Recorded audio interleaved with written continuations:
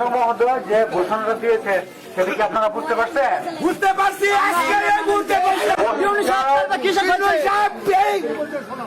Union সাহেবের উপরে আমার ইগো চাকরি বহিষ্কার চাই, এই মুহূর্তে বহিষ্কার হবে।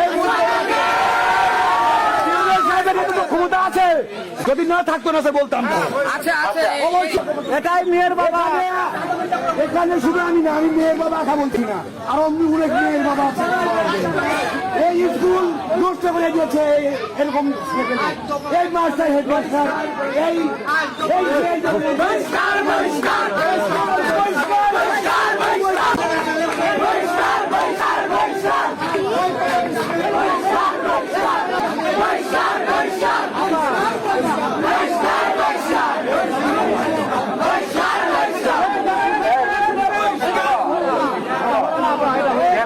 একটা নিয়ম আছে না,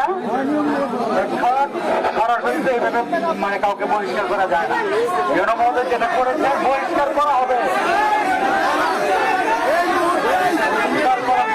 বহিষ্কার করা হবে। কালকে মিটিং ডেকে মিটিংয়ে সকলের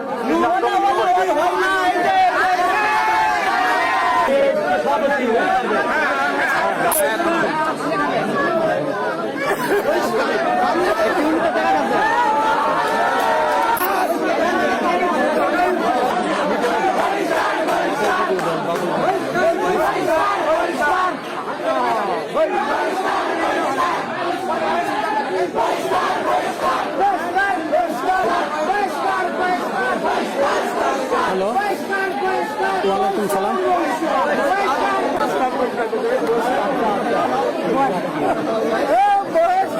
হ্যাঁ বহিষ্কার,